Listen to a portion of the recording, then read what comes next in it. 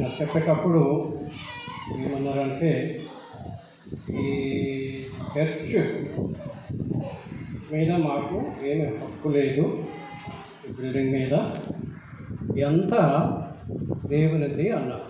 చాలా మంచి మాట. కానీ నేను ఒకటి కలుపుతాను, ఎందుకంటే ఐజిఎం ఎక్కడైతే బిల్డింగ్ కట్టిందో ఇవన్నీ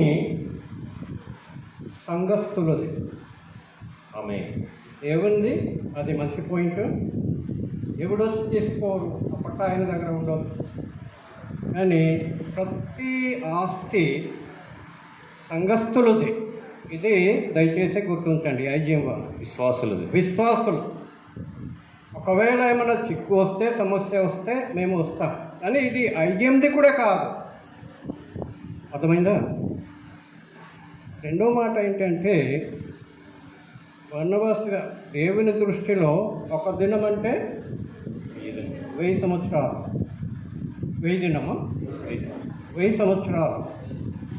బర్నబాస్కి ఒక నిమిషం అంటే 20 నిమిషాలు. ఇంకటి దేవిజలు ఉన్నారు వెనకాల నేను దేవుని వాక్యం చెప్పడానికి.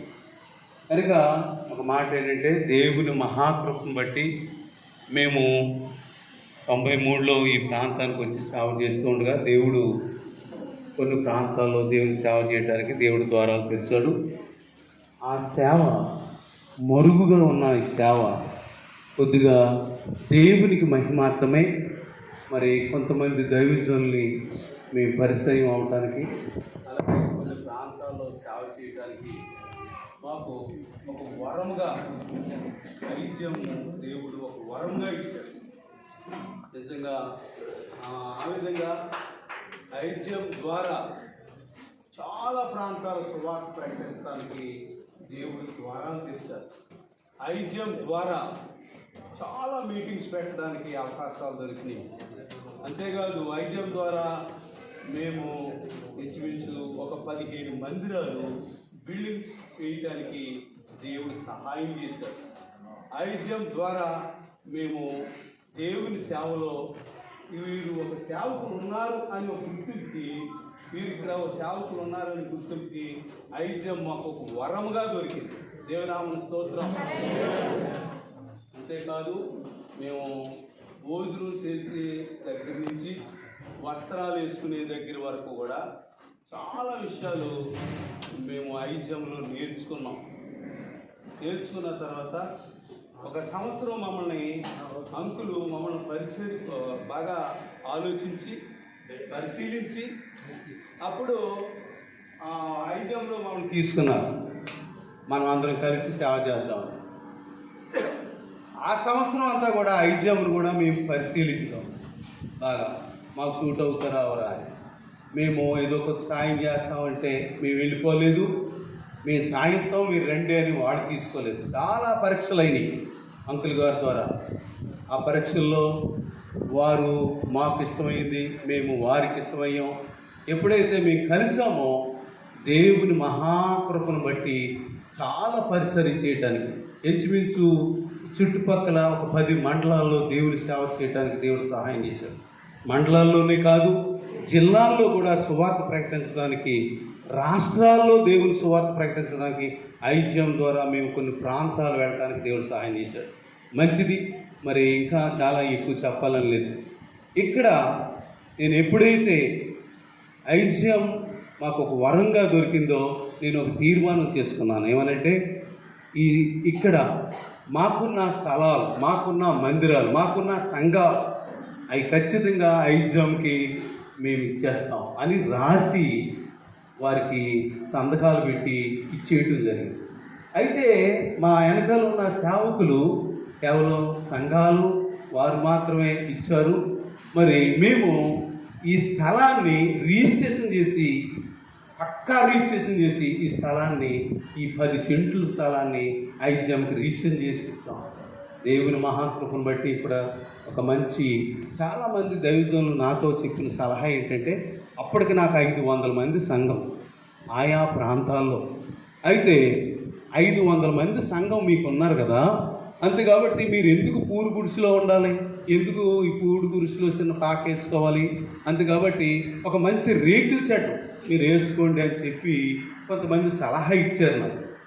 ఎలాగా వాళ్ళ దగ్గర నుంచి ఒక బుక్ పెట్టి కొంత డబ్బులు వసూలు చేసి ఒక మంచి రేకుల షెడ్ వేసుకోండి, ఎందుకు మీకు విలువ లేదు, పెద్ద సంఘం ఉంది కానీ సేవకులు ఉన్నారు కానీ మీకు సరైన చర్చ్ లేదు, సరైన ఇల్లు లేదు, కాబట్టి సరైన విలువ లేదు మీకు, అంతే కాబట్టి ఒక రేకుల షెడ్ అన్న ఉండాలి ఒక సేవకుడికి అని చెప్పి నాకు కొంతమంది సలహా ఇచ్చారు.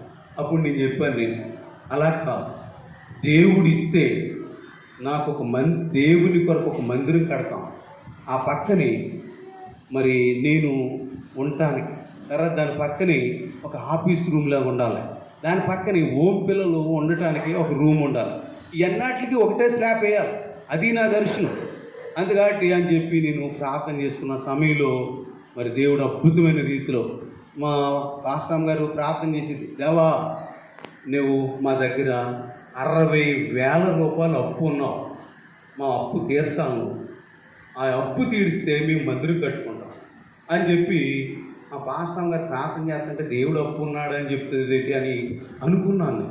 కానీ సార్ కొన్నిసార్లు ఆమె ప్రార్థన వింటూ నేను ఆ ప్రార్థనలో ఏకీపిస్తాను, ఒక ప్రసంగం అయిపోతూ ఉంటుంది నాకు ఆమె ప్రార్థన, ఆమె కన్నీటితో చేసిన ప్రార్థన ద్వారానే నేను ఇంత మంచి దైవజనుల మధ్య ఒక సేవకుడిగా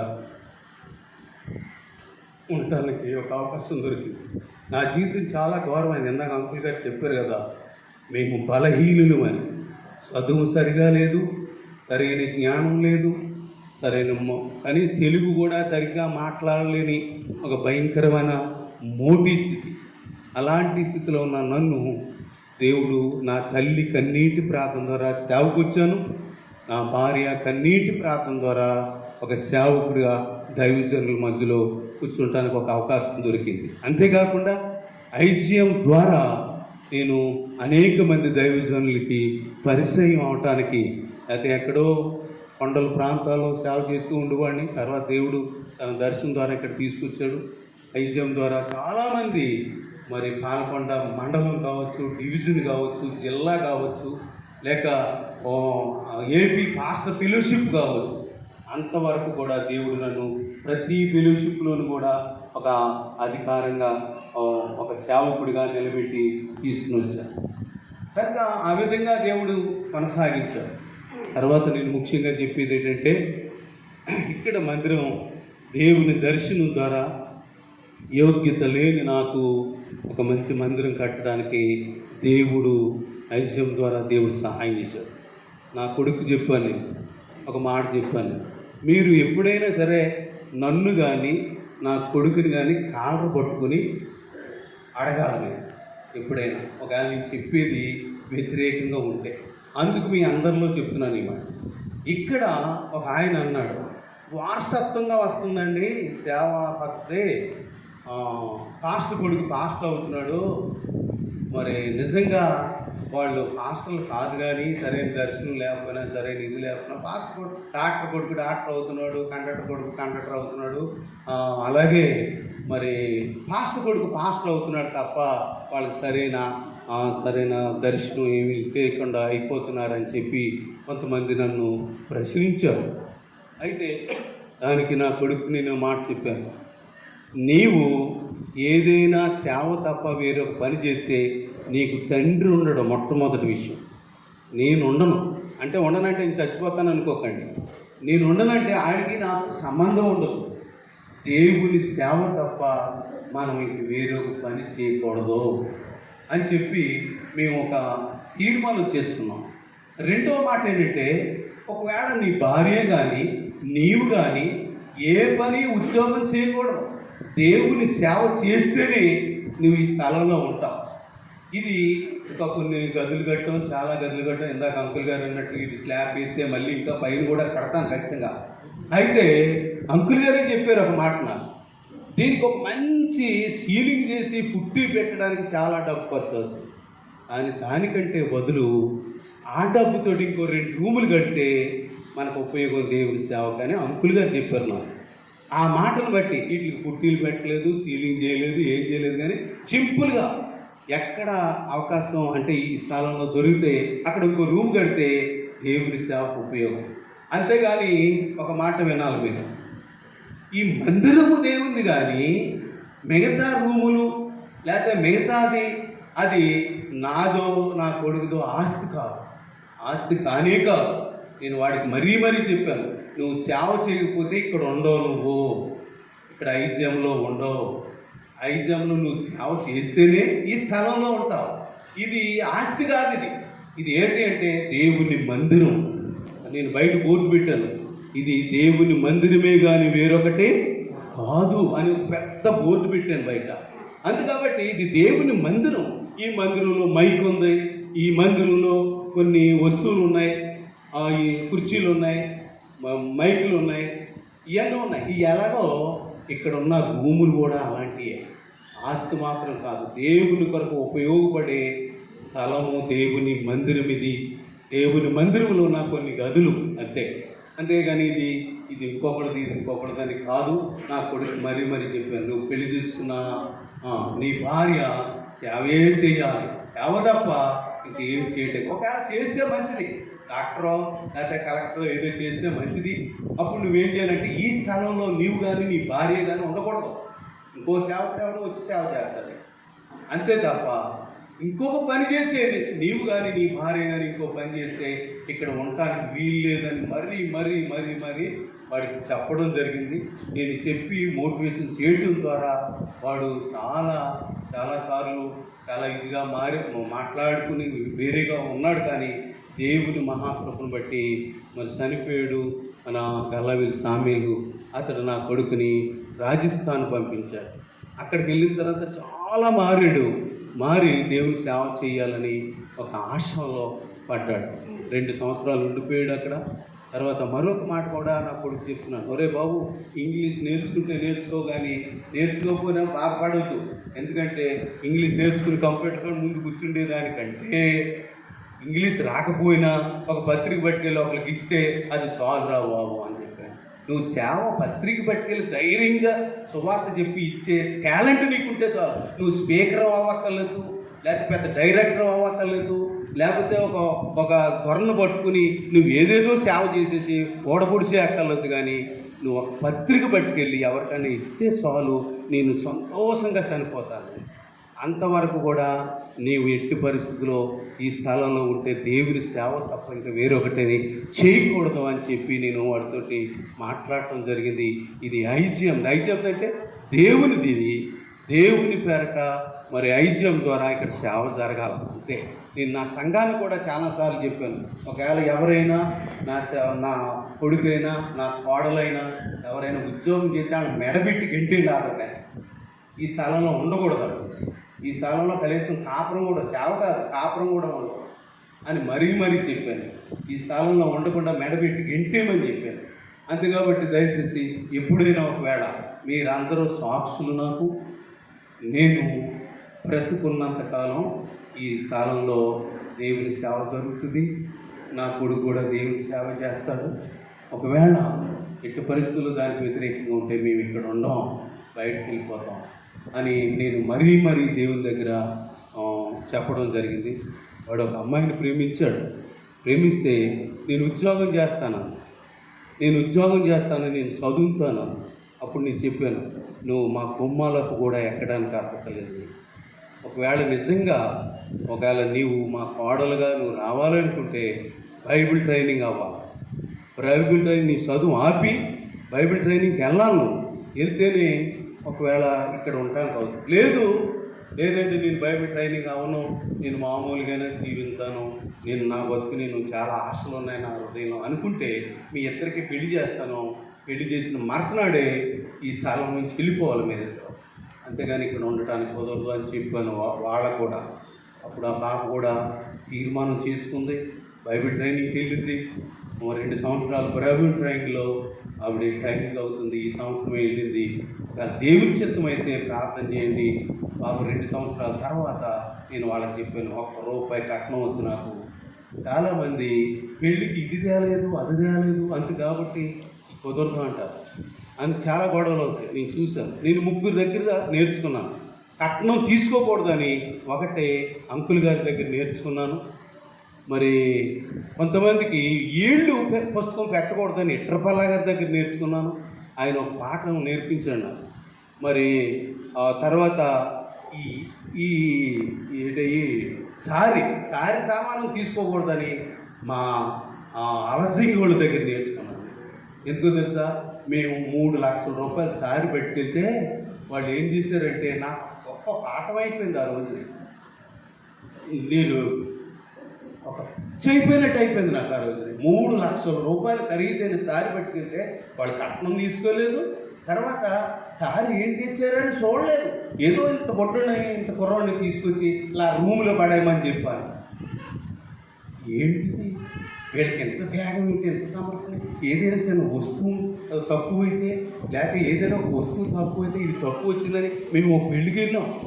ఆ తెచ్చిన సామాన్లు అన్నీ అక్కడ పెట్టమన్నారు. అందులో ఏయో కొన్ని తక్కువ వచ్చినాయని డబ్బు కట్టమన్నారు. ఖచ్చితంగా కడితేనే తాడి కడతాను, లేకపోతే కట్టడని చెప్పారు వాళ్ళు. నా సంఘంలో ఒక కుర్రోడికి పెళ్లి చేస్తాకి వెళ్తే నేను ఈ 2 పాఠాలు నేర్చుకుని సారి కూడా తేవద్దున్నాం. సారి కూడా ఒకవేళ పెళ్ళి అయిన తర్వాత మీ పిల్లలకి ఏదైనా ఉంటే వాళ్ళు పెట్టుకుంటే పెట్టుకోండి. పెళ్ళి గురించి కట్నం ఇవ్వద్దు, సారి తేవద్దు మరి అని చెప్పి వాళ్ళకి చెప్పడం జరిగింది. ఇవన్నీ దేనికి ఇదంతా అంటే దేవుని కొరకు బ్రతకాల తప్ప అని వేరొకటి లేదని.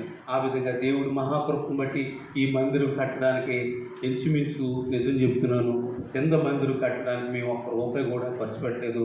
అంత ఐజీఎం ద్వారానే జరిగింది. తర్వాత నా సంఘస్థులు అందరూ కూడా కష్టపడ్డారు కింద దానికి. రెండోది పైన కట్టడానికి మరి ఇంచుమించు 4 లక్షల రూపాయలకి స్లాబ్ లెవెల్ కట్టాను నేను. తర్వాత 3 సంవత్సరాలు అలాగుండిపోతే ఇది రేకన్నా వేద్దాం అని చెప్పి మా సంఘ పెద్దలు సంఘంతో ఆలోచించినప్పుడు ఒక 3 లక్షలు అయితే రేక్ అయిపోద్దని చెప్పి ఆలోచించి వాళ్ళు ఇంచుమించు 3,50,000 దాకా వాళ్ళు ఆనికిచ్చారు. ఇస్తే రేక్ వేద్దాం. రేక్ వేయడానికి మరి మా వైస్ ప్రెసిడెంట్ గారు సలహా ఇచ్చాడు. ఈ పక్క నుంచి ఆ పక్కకి ఒకటి ఉండాలి, ఆ పక్క నుంచి పక్క రేకు ఎక్కితేయకుండా ఇవన్నీ ఉండాలని 2-3 చూపించాడు. తీసుకెళ్ళి రేకు ఖచ్చితంగా ఎంత గాలి వచ్చినా కదలకుండా ఉండాలంటే ఈ విధంగా ఉండాలంటే దానికి ప్రత్యేకంగా 2-3 లక్షలు దానికి అయిపోయింది. ఈ విధంగా 6 లక్షలు అయింది ఈ విధంగా చేయడానికి. మరి కొంతమంది దైవజనులు నాకు సహకారంగా ఉండి మా పాస్టర్ ఫెలోషిప్ మరి ఇంచుమించు 50,000 కానుకుంది చర్చలో. నేను గొప్పకు చెప్పడం లేదు కానీ మా పాస్టర్ ఫెలోషిప్ సేవకులకి ఎంతో ఆధారంగా ఎంతో ప్రోత్సాహకరంగా ఉంటుంది. నాకు కూడా మన ఈ మధ్య బాగోలేదంటే వెంటనే రాజమండ్రి వచ్చి నన్ను ప్రేమించి అక్కడ 25,000 రూపాయలు ఆనుకిచ్చి వారు ప్రార్థన చేసి వచ్చారు. అంతగా ప్రోత్సాహకరంగా ఉంటుందని మా పాస్టర్ ఫెలోషిప్. ఆ విధంగా మా సేవకులు ఐజీఎం సేవకులు కూడా ఎంతో ప్రోత్సహించడం, అలాగే సహోదరుడు కిమ్ మన ఎవరో యాకోబ్ గారు కూడా నాకు ఎంతో ప్రోత్సాహకరంగా ఉండటం వల్ల నేను ఇది కొద్దిగా చేయగలిగాను. కొంత అప్పు అయినా కొంత మొత్తం మీద చేయటం జరిగింది. అలాగే శైలేష్ సత్యం గారు కూడా ఎదురు స్లాబ్ వేయటానికి ఆయన కూడా ఒక 50,000 రూపాయలు మరి సీతంపేట దైవజనులు ఇవ్వటం జరిగింది. అంతేకాదు ఈ మధ్య చర్చ్ ఓపెనింగ్ అనగానే ఈ చర్చ్ బెల్ అని ఒక చర్చ్ బెల్ ఉంది. మా రాణి మా మేనగాళ్ళు తన భర్త కలిసి ఆ చర్చ్ బెల్ కొన్నారు. అంతేకాకుండా మా బామ్మది కూడా దానికి కావాల్సిన మైక్ సిస్టమ్ 16,000 10,000 అది కొన్నాడు. తర్వాత 30,000 అయింది ఆ చర్చ్ బెల్తో. అది కూడా జరగటం జరిగింది. అంతేకాకుండా మరి దీనికి కరెంట్ ఆత్మన్నా పోతుందని ఎలివేటర్ మరి బద్దం నుంచి వచ్చిన గాబ్రియల్ గారు అలాగే వారు కూడా ఇవ్వటం జరిగింది. ఈ విధంగా కొంతమంది సహకరించారు. చాలా మరి సహకరించడం వల్ల ఈ విధంగా కట్టడం జరిగింది. కొంతమంది దైవజనులు చాలా మంది దైవజనులు పేర్లు చెప్పలేను. మరి చాలామంది దైవజనులు ఈ మందిరం కొరకు ఈ డయాస్ మీద ఉన్న వాళ్ళు చాలామంది ఆ కింద ఉన్న దైవజనులు అందరూ ఈ చర్చ్ కొరకు సహకరించారు. ప్రతి ఒక్కరు వారు వంతు తప్పున వారు సహకరించారు. వారందరికీ నా ప్రత్యేక వందనాలు చెల్లిస్తున్నాను. మా కొరకు మా కుటుంబం కొరకు ప్రార్థన చేయండి. అవి 3వ సంవత్సరం పూర్తి చేసుకుని రాజస్థాన్ నుంచి ఇంకా 6 నెలల్లో వస్తాడు. వచ్చినా నా దగ్గర కాకుండా ఇంకా ఎవరి దగ్గరైనా 1 సంవత్సరం పాటు ఉంచి అప్పుడు వారికి మ్యారేజ్ చేయాలని అనుకుంటున్నాం. దాని కొరకు కూడా ప్రార్థన చేయండి. మరి దైవజనులు అంకుల్ గారు మరి కొంత బలహీనతగా ఉంటున్నారు. ఎలాగైనా సరే ఆయన ద్వారా ఓపెన్ చేయాలనే ఆశ కోరికతో తిమోతి నేను మాట్లాడుకుని ఆ తిమోతి చర్చ్ కావచ్చు, లేకపోతే మన ఆలోపు ఇల్లు కావచ్చు, ఈ 3 ఓపెనింగ్ చేసేద్దాం, పనులు పూర్తయిన అవ్వకుండా అంకుల్ ద్వారా ఓపెనింగ్ అవ్వాలి అని చెప్పి ఆలోచించి వెంటనే ఓపెనింగ్ పెట్టాం. కానీ తలుపులు లేవు, ద్వారాలు లేవు, అలాగే కరెంట్ లేదు. మీరు అందరూ చాలా వేడిలో ఉన్నారు. తర్వాత దీనికి ఏమీ కలర్ లేదు, ఏమీ లేదు. అలాగా పూర్తి అవ్వకపోయినా కానీ ఓపెనింగ్ పెట్టాలా. ఈ మధ్య నాకు బాగోలేదు, మీ అందరికీ తెలుసు. మీ అందరి ప్రార్థన ద్వారా మరలా నేను బ్రతికి బయటకు వచ్చాను. మా గాబరి లేదు కూడా అక్కడ రాజమండ్రి వచ్చారు, నా కొరకు ప్రార్థన చేశారు. చాలామంది ప్రార్థన అంకుల్ గారు, డయస్ మీద ఉన్న దైవజనులు అందరూ కూడా మా ఫెలోషిప్ వాళ్ళు ఇంకా చాలామంది దైవజనులు వచ్చి ప్రార్థన చేశారు. ఆ ప్రార్థన ద్వారా, సంఘస్థుల ప్రార్థన ద్వారా నేను తిరిగి మళ్ళీ రావడానికి దేవుడు సహాయం చేశాడు.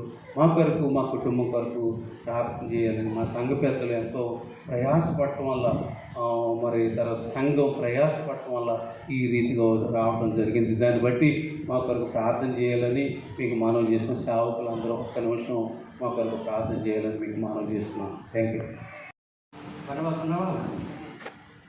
ఈ ఆరాధన భవనం కట్టినందుకు నేను ఆనందిస్తున్నాను.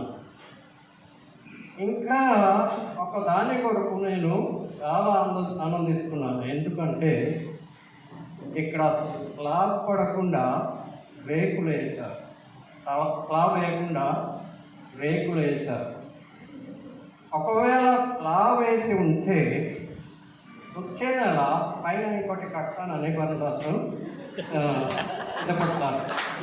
డబ్బు ఉందో లేదో తెలియదు ఆయన, కానీ పడింది కదా ఇంకా ఒకటి పైన కట్టాలా అని వచ్చే నెలనే తయారవుతారు, సిద్ధపడతారు.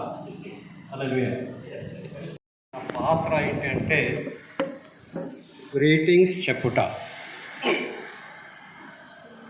నా గ్రీటింగ్స్లో 2 స్టెప్స్ ఉన్నాయి.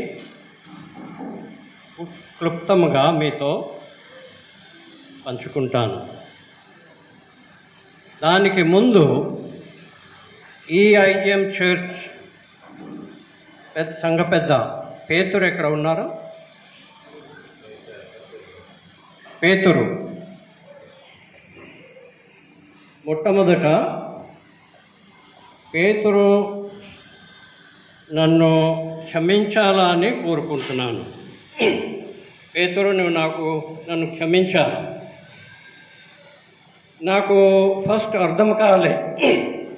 బర్నబాస్ గారు చెప్పారు పేతురు, మిసాల్ అంకల్ ఇద్దరు ప్రతిష్ఠిస్తారు అని, రిబ్బన్ కట్ చేస్తారని. కానీ నేను ఒకడే కట్ చేసేసాను పేతుర్ని. నా తప్పు అయిపోయింది, పొరపాటు అయిపోయింది, క్షమించాను. నా మైండ్కి అది ఎక్కలే. తర్వాత నాకు అర్థమైంది, అయ్యో ఎంత పొరపాటు చేశాను అని. క్షమించాను. Thank you. నా ఫస్ట్ స్టెప్ వినండి.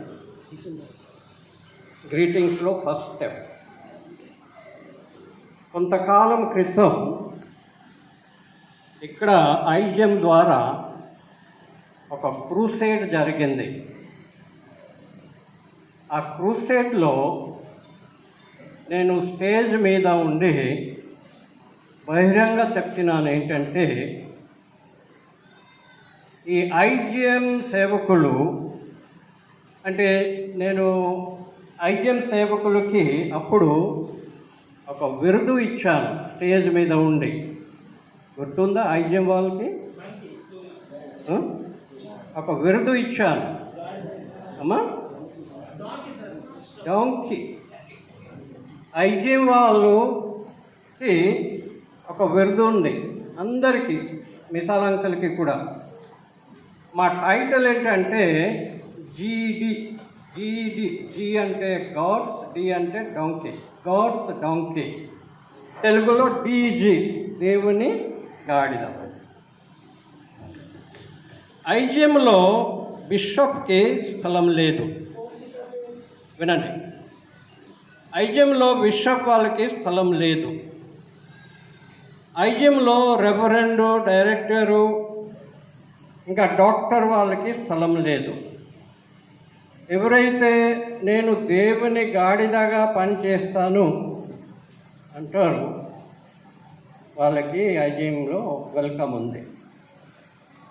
ఐజీఎంలో ప్రతివారు ఒక జీడీ టైటిల్ పొందినవారు. రెండోది ఈరోజు ఒక ఇది చెప్తాను, సెకండ్ పాయింట్. ఫస్ట్ పార్ట్లో ఫస్ట్ స్టెప్లో సెకండ్ పాయింట్ ఏంటంటే,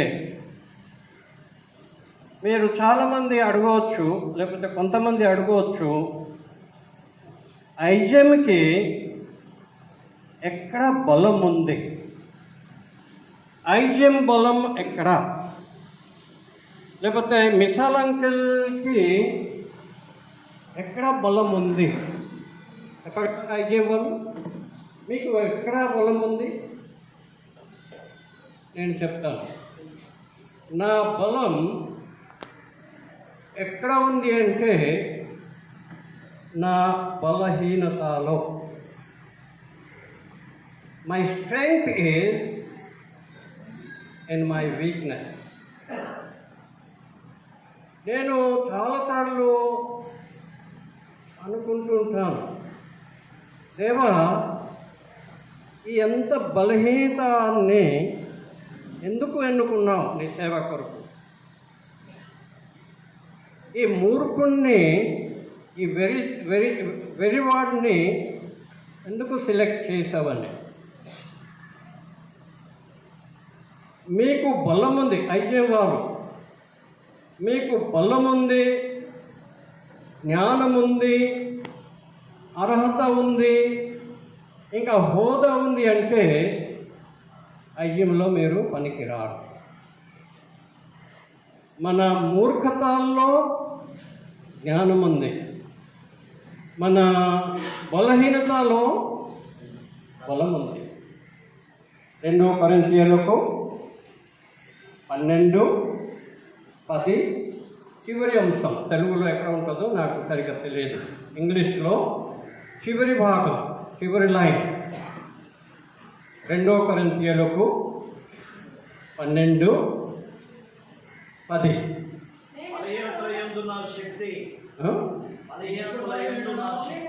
I am weak, then I am strong అంట.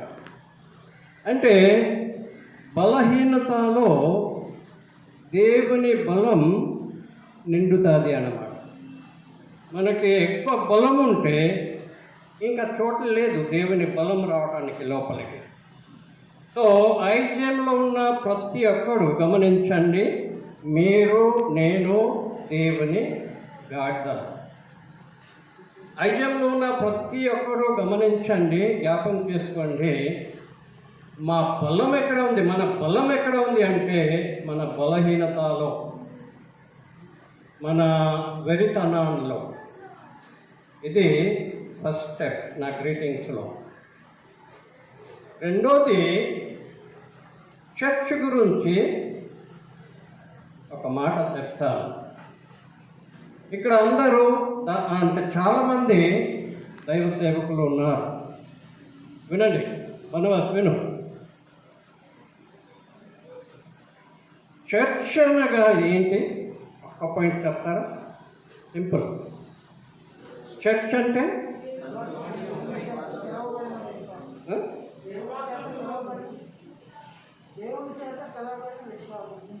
దేవుని చేత చీకటి నుండి వెలుగులోనికి పిలువబడిన ఒక గుంపు, ఒక సమూహం, ఒక సమిష్టి. చీకటి నుండి వెలుగులోనికి పిలువబడిన ఒక గుంపు. వెరీ గుడ్, ఇది చాలా మంచి పాయింట్. రెండో పాయింట్, బాడీ ఆఫ్ క్రైస్ట్. ఎవరు చెప్తున్నారు? Very good. తెలుగులో క్రీస్తు యొక్క శరీరం. రెండో పాయింట్, చర్చ్ అంటే క్రీస్తు యొక్క శరీరం. మూడో పాయింట్ చెప్తారా ఎవరైనా? అమ్మా, బైబిల్ అదే లోపల నుండి బయటికి, చీకటి నుండి వెలుగులోకి, అదే సేమ్ పాయింట్. అదే ప్రత్యేకత అంటే సేమ్ పాయింట్.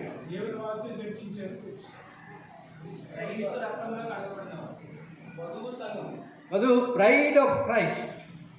క్రీస్తు యొక్క వధువు. వధువు సంఘం అంటే అర్థమవుతుంది కానీ అది సరిగా పాయింట్ కరెక్ట్ కాదు.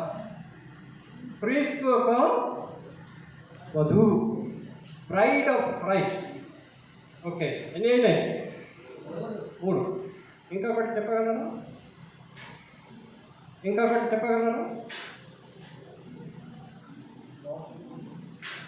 ట్రై చేయండి. Church is the temple of God. దేవుని యొక్క మందిరం. దేవుని యొక్క మందిరం. ఈ 4 అయినాయి, 5 అయినాయి. ఈ 4 పాయింట్స్ దాదాపు చాలా మందికి తెలుసు, కానీ ఇంకా కొన్ని పాయింట్స్ చెప్తాను, దయచేసి వినండి. ఈ చర్చ్ అంటే సత్యానికి ఒక స్తంభం అంట. హల్లెలూయా. తిమోతి గ్రంథంలో, తిమోతి పత్రికలో ఉంది. సత్యానికి, ట్రూత్ అంటే సత్యం కదా, సత్యానికి ఆధారం, గ్రౌండ్ అని ఉంది ఇంగ్లీష్లో. ఆధారము అంటే పునాది, ఇంకా స్తంభం అంట, పిల్లర్. ఇంత మంచి మాట. ఇంకా ఒకటి చెప్తాను వినండి, అది బైబిల్ లేదు కానీ నేను చదివినాను. స్తంభం అంటే, చర్చ్ అంటే లోకములో ఉన్న ఒక చిన్న పరలోకం అంట. హల్లెలూయా. ఎంత మంచి మాట. సంగమనగా ఈ లోకములో ఉన్న ఒక చిన్న పరలోకం. ఎన్ని 6 7. సంఘం అంటే ఒక సంస్థ కాదు, కానీ సంఘం అంటే, ఇది చాలా ఇంపార్టెంట్ పాయింట్ వినండి. సంఘం అంటే ఒక సంస్థ కాదు, కానీ సంఘం అంటే ఒక జీవి, ఒక ప్రాణి. Church is not an organization, but church is an organism. Englishలో చాలా బాగుంది. Church is not an organization. If you want, you can write down. Church is not an organization. ఈ సంఘం అనేది ఒక సంస్థ కానే కాదు, ఇది ఒక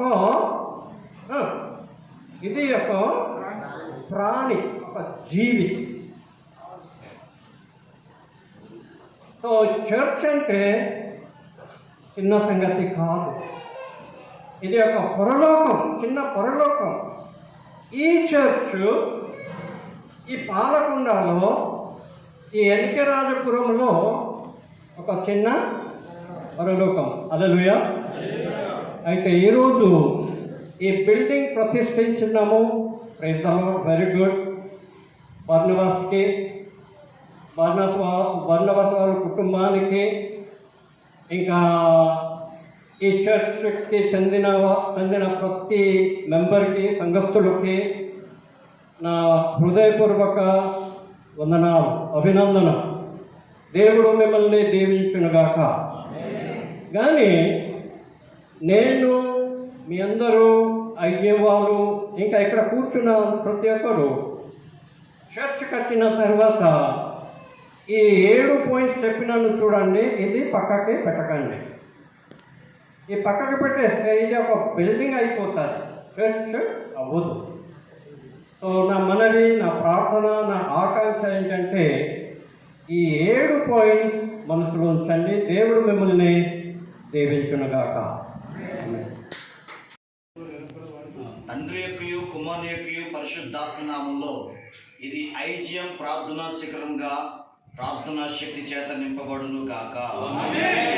నీతిమంతుల గుడారాలలో వినబడుచున్నది రక్షణ సంగీత సునాదము. నీతిమంతుల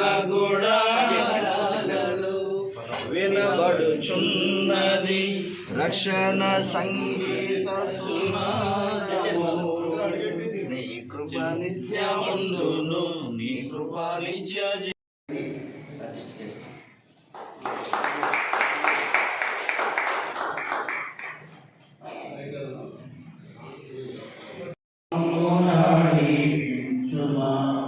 నేడు మాతో కూడా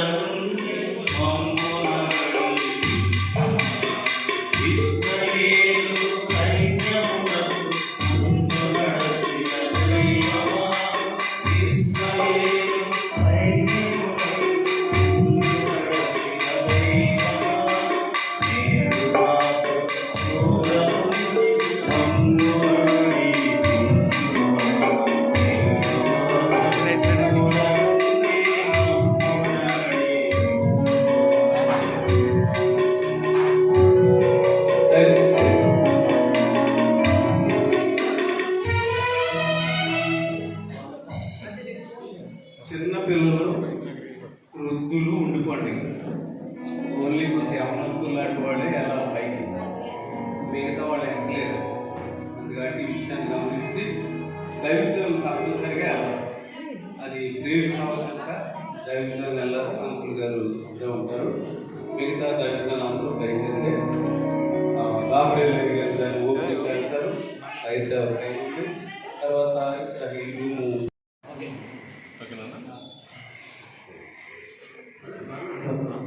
ఇశ్రాయేలు ఆరాధనా భవనాన్ని దేవుని ప్రజల సముఖంలో తండ్రి అయిన దేవుని పేరట కుమారుడైన యేసు ప్రభు పేరట మరియు పరిశుద్ధాత్మ దేవుని పేరట ప్రతిష్ఠిస్తున్నాను.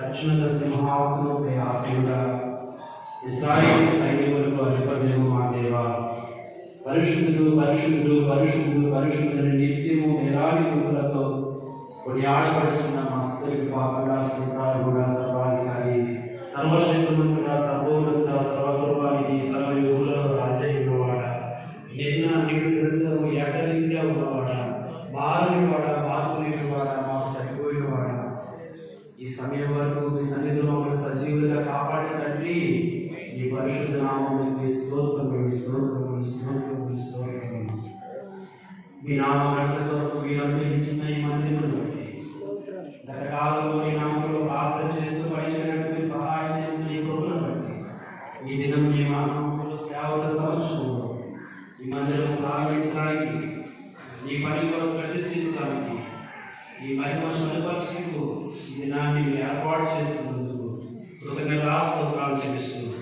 నూతన కార్యక్రమం అంతా సమస్తము క్రమముగాను మర్యాద కానీ ప్రభా నీకు మహిమ వచ్చి